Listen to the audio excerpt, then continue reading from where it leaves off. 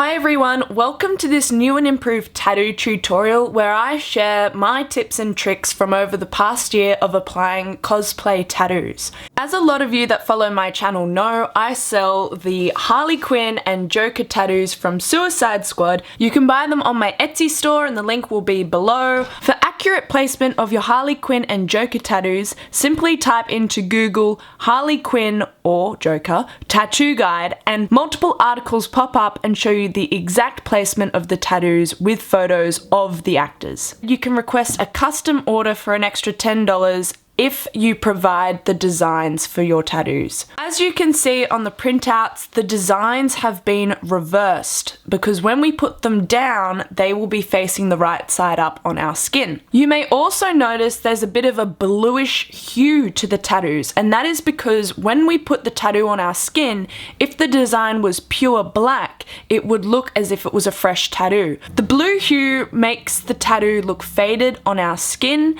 and makes it look realistic. When putting on facial tattoos such as Rotten and the Love Heart, put it on after makeup. If the tattoos are applied before makeup, it creates an uneven surface and they are hidden by foundation or powders. Be sure to use a setting spray before doing the exact same process I will be showing you in this video. Because they are applied after makeup, they are easier to peel off since they are on a base of foundation and not just your skin. Once you remove your makeup, you'll find that the Rotten and Love Heart will still have the foundation underneath where the glue has been applied. Therefore, you cannot remove your makeup and then put the makeup back on the following day and use the same tattoos, as there will be an inconsistency in your foundation and it will just look sloppy. That is why the tattoos come with multiple hearts and 2 sets of Rotten. In front of me are all the items you need to apply your tattoos, except for the tattoos themselves. I will go through them with you now. The first thing you'll need is a pair of scissors to cut out your designs. The most important thing you will need for the application of your tattoos is Pros-Aide, also known as prosthetic adhesive. Unlike other temporary tattoos that just slide on with water, these tattoos require an adhesive to stick to your skin, which makes them look more realistic and last longer. You can pick up Pros-Aide at your local special effects store. I got mine from Scotty's in Sydney, or you can also purchase it online.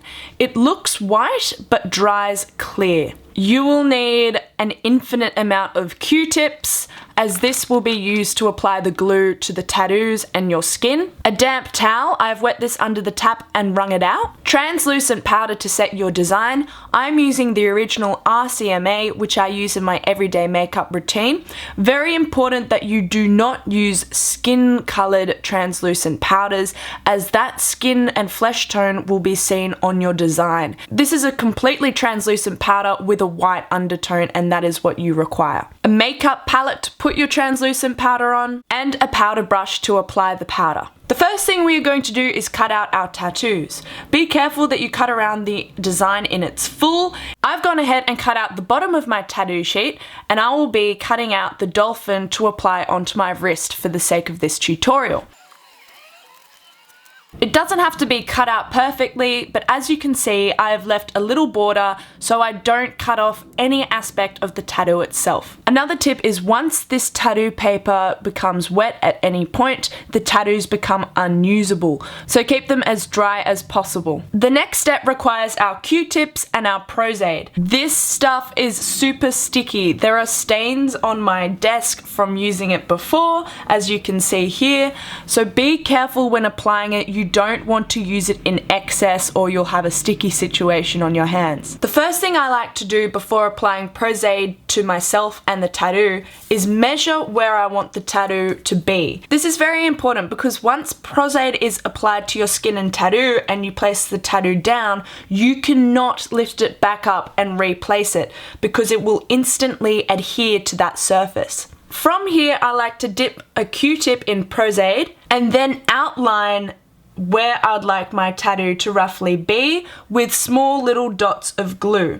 Whilst my dotted outline is still visible, I like to go ahead with the same Q-tip and then lightly put the Pros-Aide all over that area. So just put on a tiny amount, you don't need a lot. A helpful tip about the Q-tips is that they go fluffy and a bit warped after being wiped with the Pros-Aide for too long, so it's important to dispose of these as the fluff will come off onto your tattoo or your skin. Whilst the glue is drying on our skin, we will go ahead and put Pros-Aide on the design. I can't accentuate enough how important it is to have glue on both your skin and the tattoo. This will lengthen the wear of your tattoos along with making them more secure. So go ahead and dip your Q-tip in more Pros-Aide and apply this to the design. Something very important is do not rub too hard. Then you will lift the design off the paper and it will look blotchy and you will lose aspects of the tattoo. Be very light and don't rub on the same spot too much. If it's uneven, that is okay as long as Pros-Aide is all over the design.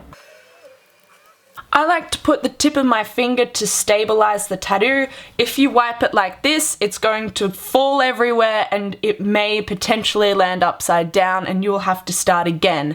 And if you only have one copy, it's very important you get it right the first time. Someone once suggested if they could use a hairdryer. That is a big no because they are going to fly everywhere and you will no longer have any tattoos to work with. With that being said, you can use a hairdryer to dry the glue on your skin because you are not going to blow away when the hairdryer is used on you. Now sit back and have a tea because this drying process is the longest part of the application. Be extremely careful when you go to pick up your tattoo. Mine is currently not dry, even though it appears to be. As you can see on the top of the rainbow, there is a white blotch, and that is glue that still hasn't dried. It's super important that you even wait 5 minutes past its drying period to make sure every bit of glue has fully dried. If part of the tattoo isn't dry and you apply it, that area of the tattoo is going to peel off with the backing paper and leave your design blotchy on your skin. Once you are confident that both your skin and the design is fully dry, we can go ahead with the application. A lot of people have asked if I have any tips and tricks for bigger tattoos, such as a wraparound sleeve. I don't have any tips and tricks for the larger tattoos. Simply, when I put glue on the tattoo, I make sure I start at one end and finish at the other. It requires a lot of patience and a lot of time, and when applying, just hope that it lines up. I have no tricks for that at all, so good luck. Oh no. So this is what you don't want to happen, is your design landing on the table, and then that's a good example of what can happen when it lands. So I'm going to have to go ahead and do a whole new tattoo because I dropped him on the table, and as you can see, it's a good example of what happens when it sticks to another surface. It does not want to peel off, and that's what happens. Okay, now the tattoo is finally dry, we can proceed with the application. I like to pick my tattoo up as close to the edge as I can because if I put my finger on the glue, we're going to have the same problem we had before with the incident of the table. So be sure to put it on once, don't lift it back up, and line it up with the glue that you've already put on your skin. With bigger tattoos, you'll find that it can sometimes get a bit bumpy and not exactly stick to your skin. Not to worry, because as soon as you put the damp towel on, it is going to cling to the glue on your skin. So even if it is a bit bumpy, you can still proceed with application and it will be fine. The next step is to get our damp towel and lightly press over the top of the tattoo. As you can see, it's going a bit transparent. You don't need that much water at all, and it will go on fine. Once you have used the damp towel, we can proceed to take off the backing. So I like to start from one side and gently, very gently peel it off, staying as close to the skin as possible. And there is our tattoo at the moment, which is looking amazing. Just wait for the water to dry on our freshly applied tattoo. After pouring some of the translucent powder onto a flat surface or makeup palette, we can proceed to powder the tattoo. At the moment, it's still super sticky and we cannot go around with the stickiness of the tattoo on us, otherwise we're going to stick to stuff. Before applying the translucent powder, make sure the wetness from the damp towel is fully gone. I'm going to lightly dust my brush, tap off the excess, and then pat on the powder. Make sure you don't put too much powder on because the glue will like to stick to it and make it sometimes look very white. If you are happy with how the tattoo is looking and it's not looking too shiny, you can choose to stop there. Sometimes when I'm in a rush, I do that for certain tattoos and just put them on, they look fine. But for extra durability and realness, we are going to go ahead and apply another layer of Pros-Aide on this tattoo. The second layer of Pros-Aide eliminates any shininess. So with another Q-tip, I'm just going to go ahead and put a thin layer of Pros-Aide over the design. Now we wait for this to dry and then we can proceed with powdering again. Whilst this is drying, I'll talk to you about the lifespan of your tattoos along with proper care instructions to get the best wear out of them. Sometimes the powder can fall off your tattoo and it can get sticky again. This is easily fixed by just patting on more translucent powder. I sometimes powder my tattoos 3 to 4 times a day depending how sticky they get. I always apply my tattoos the night before the gig or convention. Reason being is the application process takes so long. The second reason being that the powder sometimes sticks to the tattoos a lot and it doesn't look super real. Overnight when I'm in bed, the excess powder kind of wears off and I wake up with these super fresh looking tattoos. In terms to how long they will last, it depends on a very large number of variables. I find in summer they don't last as long because I'm sweating underneath the glue. Please be extremely mindful about your hygiene with the tattoos. The longest I leave my tattoos are for about 3 days. You can leave the tattoos on for over a week, yet that is at your own risk of fungal infection and other nasties you may encounter. Okay, now that second layer of Pros-Aide has dried, you can see it is exceptionally shiny. So we are just going to go ahead and lightly powder it and our tattoo shall be finished.